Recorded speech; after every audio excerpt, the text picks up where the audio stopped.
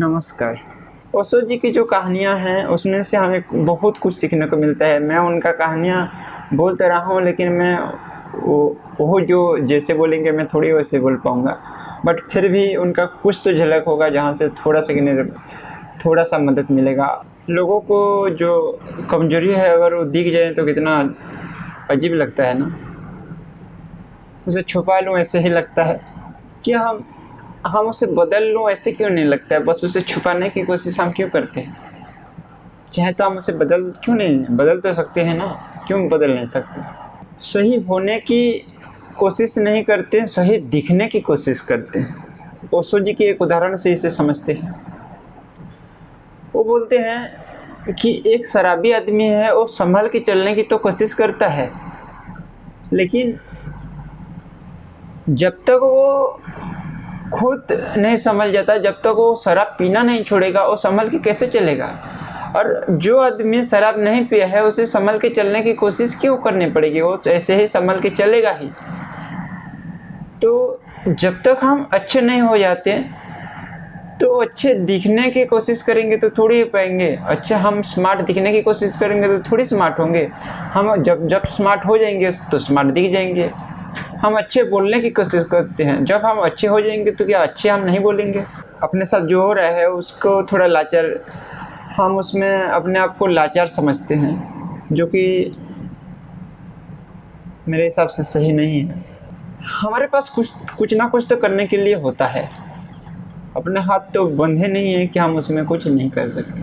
कहीं ना कुछ हम थोड़ा स्टेप लेने की हमारे अंदर तो काबिलियत होगा ही।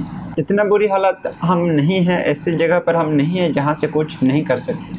थोड़ी तो उम्मीद, थोड़ा तो होगा। ओशो जी के दूसरे एक उदाहरण से हम समझते हैं इसे।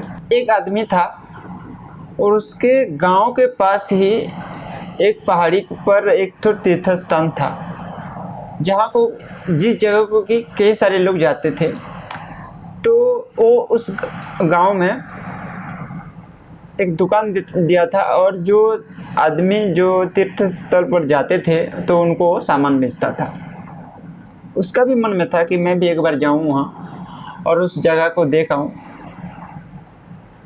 क्योंकि लोगों के जो तारीफ़ें हैं वो काफ़ी बार मतलब जो भी जाते थे वहाँ से लौटते थे तो उस जगह का सौंदर्य के बारे में वर्णना करते थे, कितना अच्छा जगह है वो, वहाँ पर हर किसी को एक बार तो जाना ही चाहिए। तो उसके मन में भी रहता था कि मैं भी एक बार जाऊँ। इसका उम्र काफ़ी होता गया। तो अब जो बूढ़े होने के आसपास हुआ तो उसको लगा कि यार मेरे को भी एक बार जाना होगा, नहीं तो कैसे होगा। तो उस जगह को कैसे जाना है, कब जाना है, उस सारे के बारे में उसको पता था। तो वहाँ पर जो जाते थे वो रात को जाते थे, रात को 3-4 बजे निकलते थे तो सुबह के टाइम वहाँ पहुँच जाते थे। तो अभी का ज़माना नहीं था, अभी का तो टर्च लाइट है। उस ज़माने का ये तो पुराना एक ठो कहानी है, अभी का कहानी नहीं है। तो उस ज़माने में एक ठो लालटेन लेके, जब टर्च नहीं था तो एक ठो लालटेन लेके जो माटी का तेल है उसमें डालते थे और उसको लेके जाते थे, जैसे कि मसाल टाइप का एक चीज़ होता है, वो लालटेन बोलते हैं उसे। तो उसको लेके आ गया और गांव के बाहर थोड़ा गया तो उसको देखा, थोड़ी सी आगे दिख रहा था, उसके बाद सारे जगह अंधेरे थे। तो वहाँ सोचता कि अरे इतने से रोशनी में मैं कैसे जाऊँ, और क्या मैं जा पाऊँगा। यहाँ 3-4 मील का रास्ता है, 2-3 घंटे लग जाएगा, तो वहाँ जाना क्या सही होगा। इतना तो आगे दिख रहा है, उससे आगे कैसे जाऊँगा, क्या करूँगा। वो ऐसे वहाँ सोच के, दुकानदार था तो सोचता रहता था। वो वहाँ से कदम नहीं बढ़ाता था। तभी एक यात्री वहाँ जो वहाँ जा रहा था वो आया। वो उसका लालटेन छोटा था और उसका जो आलोक था वो भी उतना ज़्यादा नहीं दिख रहा था, बस एक कदम उसका दिख रहा था। तो उस आदमी ने बोला, भाई भैया जी आप यहाँ क्या कर रहे हो। तो वो बोला, मैं यहाँ सोच रहा हूँ कि उतन जाना है मेरे को वहाँ तक, लेकिन जाऊँ कैसे, ये तो आगे दिख नहीं रहा है। तो उस आदमी ने बोला, भैया जी आप ऐसे सोचिए मत, मैं यहाँ कई बार जा चुका हूँ और मेरा लालटेन तो आपके लालटेन से छोटा है, तब भी देखिए मेरा एक कदम दिख रहा है, आपका तो और थोड़ा बड़ा है। तो आप चलिए, अब थोड़ा जब आगे चलेंगे तो फिर आगे दिखेगा। तो वहाँ से उस आदमी ने चला फिर। तो इससे हमें यही चीज़, इस कहानी से हमें ये चीज़ सीखने को मिला कि हम सोचते ज़्यादा हैं और करते कम हैं। जाना है हमें कहीं, करना है हमें बहुत कुछ सारी चीज़, लेकिन हम बैठे बैठे ये सोचते रहते हैं कि कैसे जाऊं, कहाँ जाऊं, कब जाऊं। ठीक है, एक समय हमें पहले एक बार सोच लेना चाहिए, ऐसे ही तो नहीं कूद जाना चाहिए। लेकिन कितना दिन तक हम सोचते रहेंगे? बस सोचते रहेंगे, कभी ना करेंगे।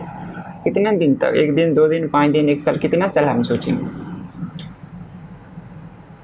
बैठ बैठ के अपना जो उम्मीद होता है वो भी कम हो जाता है, फिर अपने आप पर विश्वास भी हटने लगता है और हम कमज़ोर भी होने लगते हैं।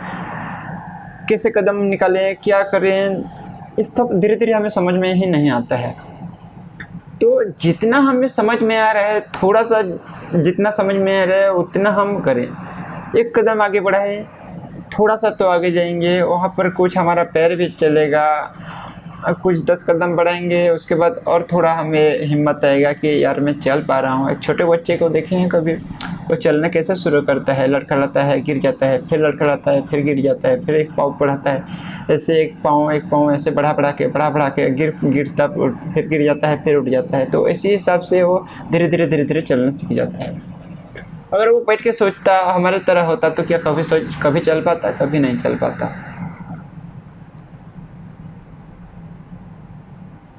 ओशो जी की जो कहानियाँ हैं उसमें से हमें बहुत कुछ सीखने को मिलता है। मैं उनका कहानियाँ बोलते रहा हूँ, लेकिन मैं वो जो जैसे बोलेंगे मैं थोड़ी वैसे बोल पाऊँगा, बट फिर भी उनका कुछ तो झलक होगा जहाँ से थोड़ा सा मदद मिलेगा।